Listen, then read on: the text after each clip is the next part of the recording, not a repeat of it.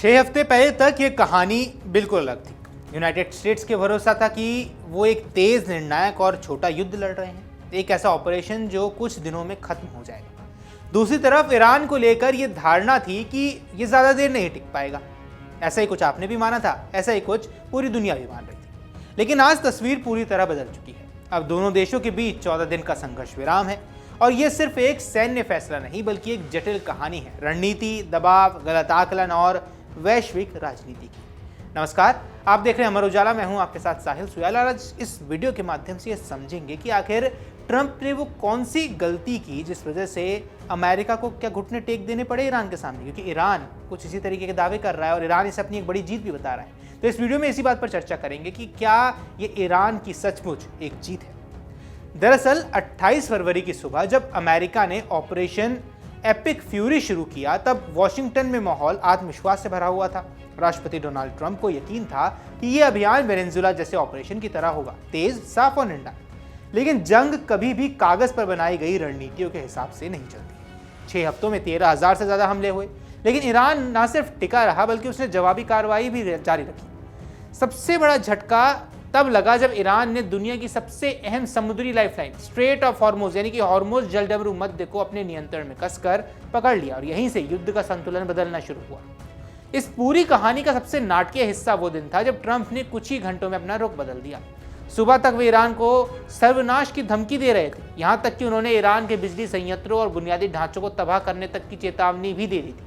लेकिन समय सीमा खत्म होने से करीब 90 मिनट पहले उन्होंने अपना फैसला पलट दिया। उसी दिन उन्होंने घोषणा की कि ईरान ने एक काम करने लायक प्रस्ताव दिया है और अमेरिका 14 दिन के संघर्ष विराम के लिए तैयार है।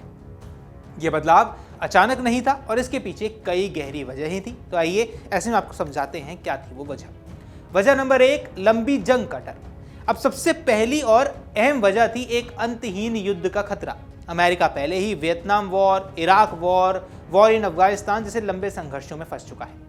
ट्रंप ने अपने राजनीतिक करियर में वादा किया था कि वे अमेरिका को ऐसे युद्धों से दूर रखेंगे, लेकिन ईरान के साथ हालात उसी दिशा में जाते नजर आ रहे थे, जहां जीत आसान नहीं थी बल्कि सालों लंबी लड़ाई तय थी। वजह नंबर 2, हॉर्मुज जहां अमेरिका फंसा। अब स्ट्रेट ऑफ हॉर्मुज सिर्फ एक जलमार्ग नहीं बल्कि वैश्विक अर्थव्यवस्था की धड़कन है। दुनिया के बड़े हिस्से का तेल यहीं से होकर गुजरता है।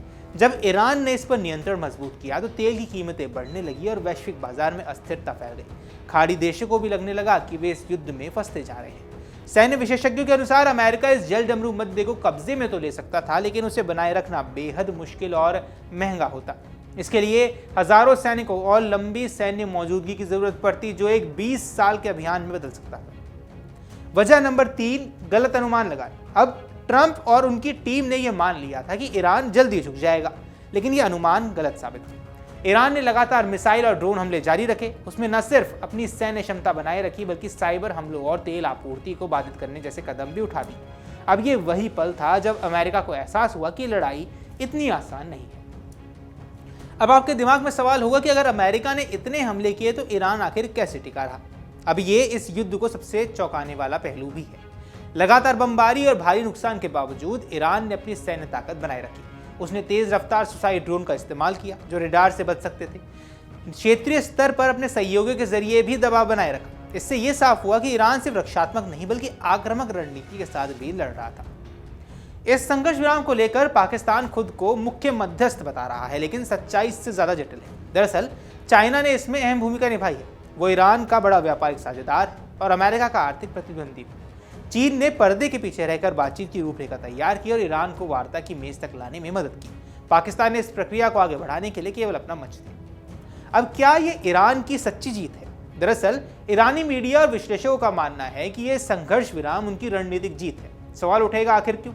क्योंकि अमेरिका ने उन शर्तों पर सहमति जताई जिन्हें वो पहले खारिज कर चुका था, यानी कि प्रतिबंधों में ढील, हॉर्मुज पर नियंत्रण बनाए रखना, क्षेत्र में अमेरिकी सैन्य दबाव कम करना। और अगर ये सच है तो ये ईरान के लिए एक बड़ी कूटनीतिक सफलता भी मानी जाएगी। इस पूरे घटनाक्रम में एक और बड़ा बदलाव दिखा जहां डॉलर की पकड़ को चुनौती मिली। तेल व्यापार में आमतौर पर अमेरिकी डॉलर का दबदबा रहा है, लेकिन अब ईरान और चीन ने युआन में लेन देन शुरू कर दिया है। अब यह सिर्फ आर्थिक बदलाव नहीं बल्कि एक संकेत है कि वैश्विक शक्ति संतुलन धीरे धीरे किस तरीके से बदल रहा है। अब आता है सबसे बड़ा सवाल कि ये 14 दिन क्या कुछ तय करेंगे। हॉर्मुज जलडमरू मध्य खुला रहेगा या फिर से बंद होगा? क्या इस्लामाबाद में होने वाली बातचीत स्थायी शांति ला पाएगी? और क्या इजराइल जैसे देश इस समझौते से संतुष्ट रहेंगे, क्योंकि इजराइल अब भी लेबनान पर लगातार हमले करता जा रहा है? इन सवालों के जवाब अभी बाकी हैं, क्योंकि यह संघर्ष विराम शांति की शुरुआत जरूर हो सकता है या सिर्फ एक विराम। अमेरिका ने अपनी रणनीति बदली है, ईरान ने अपनी ताकत दिखाई है और चीन ने अपनी कूटनीतिक भूमिका मजबूत की है, लेकिन असल कहानी अभी भी खत्म नहीं हुई है। अगले 2 हफ्ते ये तय करने वाले हैं कि ये युद्ध इतिहास बनेगा या फिर एक नए और शायद ज्यादा खतरनाक अध्याय की शुरुआत करने वाला है। ऐसे में आपको क्या कुछ लगता है? क्या अमेरिका द्वारा लिया गया फैसला सही है? क्या ईरान की यहाँ सच में कूटनीतिक जीत हुई है या नहीं? आपको जो कुछ भी लगता है हमें कमेंट सेक्शन पर जरूर बताएं। फिलहाल के लिए इस वीडियो में इतना ही। नमस्कार।